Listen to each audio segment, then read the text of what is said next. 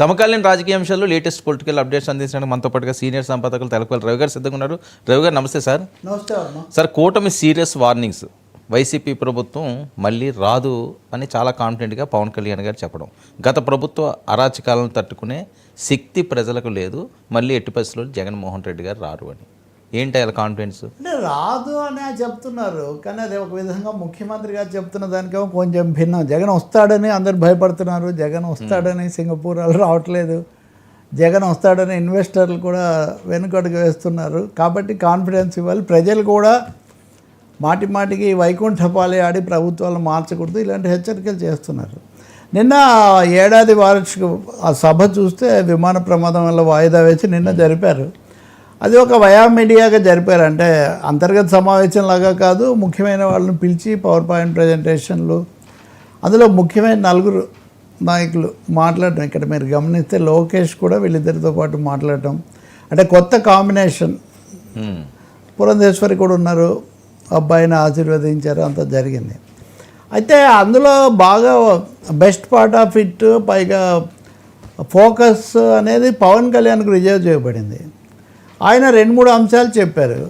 ఆ 2-3 అంశాల్లో ఒకటి, మీరు అది ఇది రఫా ఈ డైలాగులు ఇట్లాంటివన్నీ మీరు చేస్తే రెచ్చిపోతే తాట తీస్తాము, తొక్కి నార తీస్తాము, కాలు కేళ్ళు అక్కడ పెడతాము, ఈ పద్ధతిలో ఆయన ఒక విధంగా తీవ్రమైన హెచ్చరికల భాషలోనే మాట్లాడారని మనం చెప్పాల్సి వస్తుంది.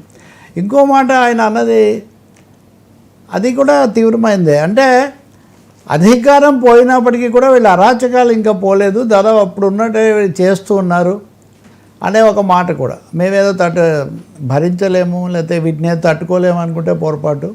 మేము ఇవన్నీ తట్టుకొనే వచ్చాము, ఇవన్నీ చూసిన తర్వాతే వచ్చాము, వాటి తొక్కి నార తీస్తాము అనే డైలాగు నిన్న దాన్ని వాళ్ళ అవతరాలు మళ్ళీ తీసుకొని ఇలా ఇదేం భాష, అధికార కార్యక్రమాల్లో తొక్కి నార తీస్తాము అవి ఇవి అంటారా, మమ్మల్ని బెదిరిస్తారా అని ఈ పద్ధతిలో. చంద్రబాబు నాయుడు కూడా దాదాపు ఆయన ప్రభుత్వ విజయాలు లెక్కలు అవన్నీ చాలా చెప్పినప్పటికీ ఈ హెచ్చరికలు అనేవి మటుకు ఆయన ఆపలేదు. ఆయన కూడా గట్టిగా నేను అన్నింటినీ కూడా అదుపులో పెడతాను, అభివృద్ధిలో వెనకబడిందాన్ని కూడా కవరప్ చేస్తానన్న పద్ధతిలో మాట్లాడారు. పవన్ కళ్యాణ్ ఇంకొకటి, నేరుగా అధికారులను ఉద్దేశించి మాట్లాడటం, అధికారులను బెదిరించే భాషలో జగన్ మాట్లాడుతున్నారు, వైసీపీ వాళ్ళు మాట్లాడుతున్నారు.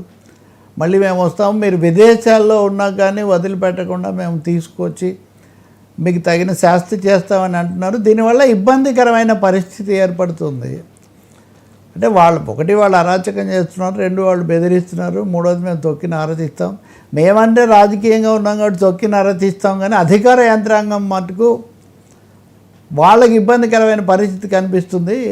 ఆ సమయంలోనే మీరు అన్నది మళ్ళీ వాళ్ళు వచ్చే అవకాశం లేదు అని చెప్తున్నాం, కాబట్టి మీరేం భయపడకండి అని.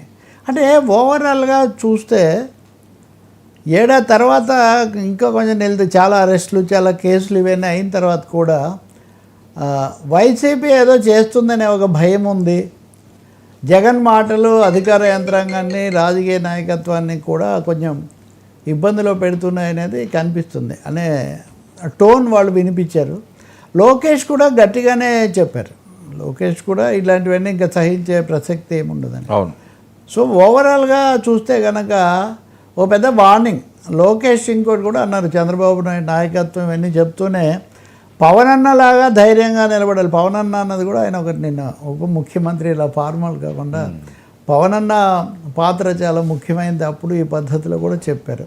కానీ అప్పటికిప్పటికీ టోన్ అయితే మారినట్టుగా ఉంది. ఇంకోటి అనుభవం కలిగిన చంద్రబాబు ఈ విషయం కూడా ఆయన మళ్ళీ చెప్పాడు. అంటే భవిష్యత్తు గురించి కాదు కానీ సాధారణ భాషలో, అంటే ది హాంట్ స్టిల్, అదే ది గోస్ట్ హాంటింగ్ అంటారు చూడండి, the ghost of YCP rule still haunting the state and also the ruling combination అనేది అయితే మనకు స్పష్టంగా కనిపిస్తుంది.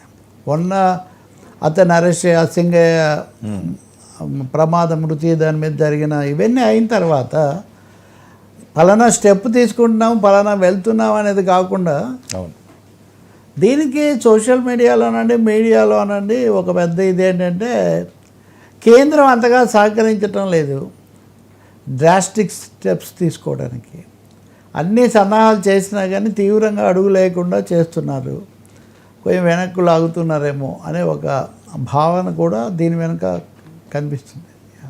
సార్, జగన్మోహన్ రెడ్డి గారు అరెస్ట్